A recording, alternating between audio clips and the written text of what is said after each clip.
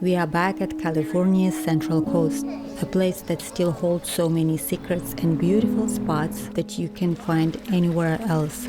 Every stretch is a new discovery, paired with unique culture and architecture of coastal towns and excellent wildlife viewings.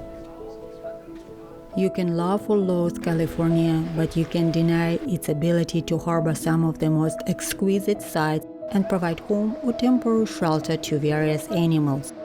The main mission of our trip was to finally visit La Cuesta Encantada, or what would be in English, the Enchanted Hill. At this time of year, in late January, they still were gigantic and clumsy as usual on land, but always such a remarkable sight to behold.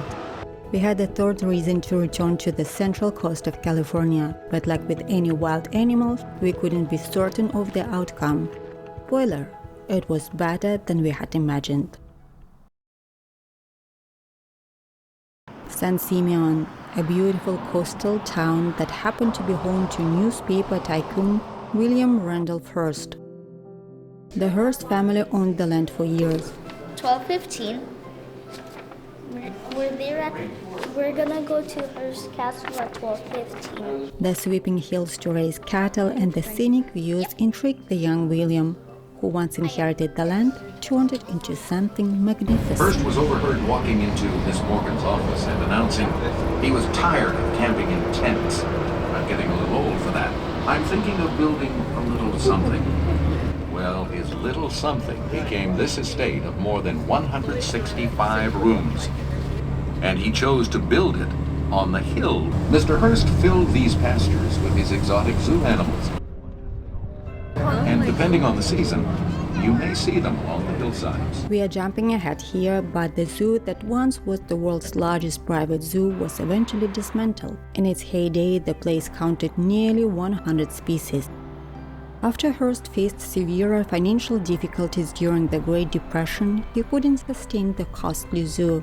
The animals had to be donated to public zoos or sold.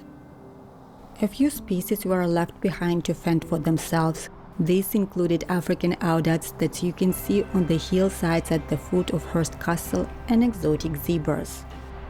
More than 100 black and white striped animals roam freely, intermingling with cows from time to time. They belong to no one, so it's fair to say that these zebras are wild or feral creatures at this point. Oh, day drinking and naps, I love it. All right, let's make our way through the orange grove here. They say there are no true castles in the US. You may believe it too, until you visit Hearst Castle, or La Cuesta Encantada, as its former owner called it. All right. Hi! You're here. I'm so happy. You get me for the next hour, and I'm Nikki. I will be your guide and host today here at Hearst Castle, part of the California State Park system, and so we're really glad that you're here today.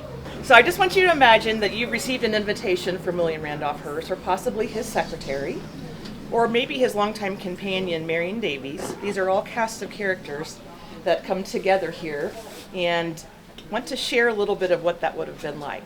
Okay, so Nikki and Abby, and then let's make our way to the West Terrace. Feel free to use either stairs, and I'll meet you over there. Get those cameras out.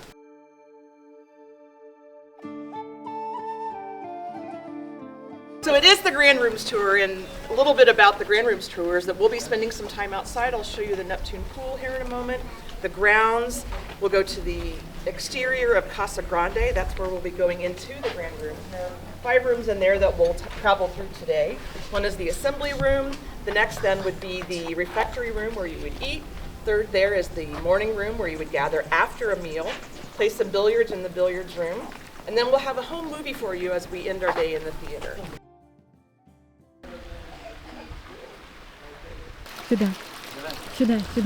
It took a long time, exactly over 28 years, for the castle as we can see it now to festoon one of the sweeping hills in San Simeon. Mama, so you can swim here, да? Да, мама? Да? Если ты их родственник, а ты их родственник? А что родственник? Family member.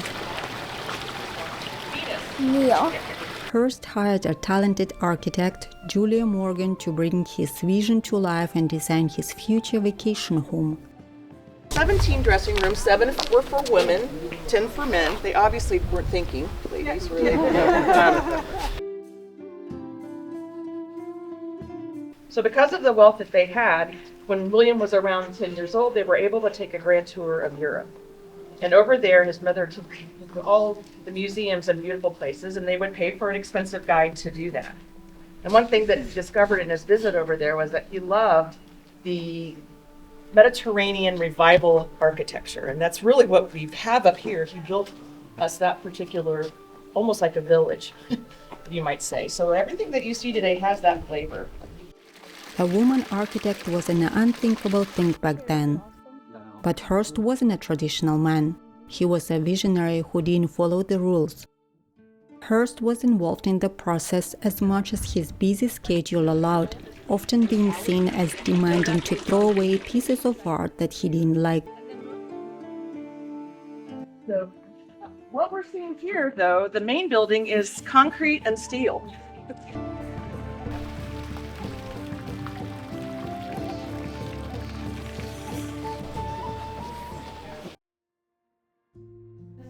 He had production companies. He had radio stations. He would even pull together newsreels that would be shown in certain theaters and things like that. So he had a lot going on. He had 8 radio stations. So he was a workaholic. So you're going to be invited in here for dinner. Italian in this room and Spanish here. We kind of left the Renaissance and came into Gothic here in this particular room. But these choir stalls were intended for clergy, members of church service, and a lot of them would be wearing their robes and vestments and things, and they would have to stand for hours. And what you see in these particular choir chairs is what's called a mercy seat.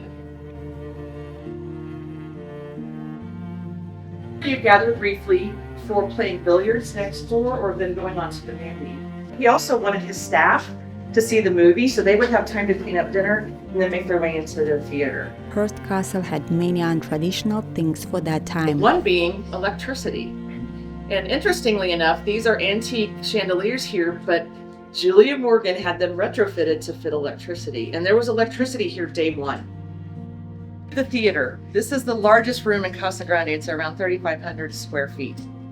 And you would be joined by your fellow guests in 50 of the reclining chairs here. And William Randolph Hearst would most likely be right in front and center, along with his longtime companion, Marion Davies. And he had a phone there, and that he would call up then into the projectionist. And you could be watching a first-run movie, something no one had even seen yet, or you could be watching one of his newsreels. When you travel to the San Simeon area, you have to drive some 5 miles north to see massive northern elephant seals lazing at a seal rookery. Oh, elephant seal. Is that a seal? Yeah. Really, really big. There's a whole bunch of them. Yeah, let's go see. Lazing is probably not what they think about their time on the shore, deprived of food and losing up to 50% of their body weight. Look at it. Nose. Oh? Do you see its nose? Yeah. It was our second time sharing the coast with the elephant seals. Us up at the viewing platform, them down on the beach. They're waiting for the babies here, and once the babies are born, and then they go swimming. And then when they swim, they don't come back for a few months. This time, the mama seals were still huge. Some were still expecting their babies. Others had had their pups no sooner than a few hours ago.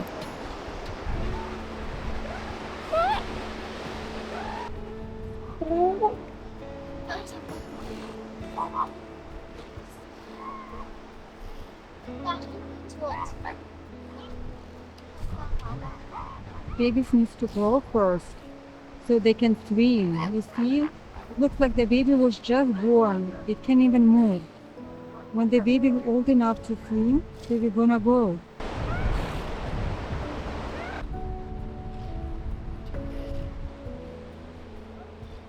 The video doesn't really do justice to their humongous sizes. Still heavy and plump and terribly hot. Once on land, the elephant seals cover themselves with sand to cool off their bodies.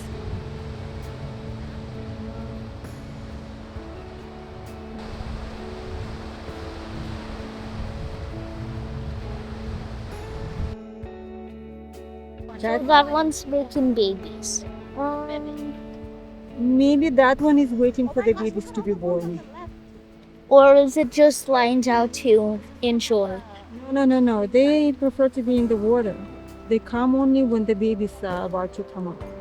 That's why it's called rookery. Mama, ipas patri dabdashi is baling kaya. Visual. So ugly, right? Yeah. The seals would leave the shore in a few weeks to resume their solitary existence in the ocean. New elephant seals would move in to take their spots. It's a never-ending cycle, and the rookery near San Simeon is never devoid of its semi-aquatic inhabitants.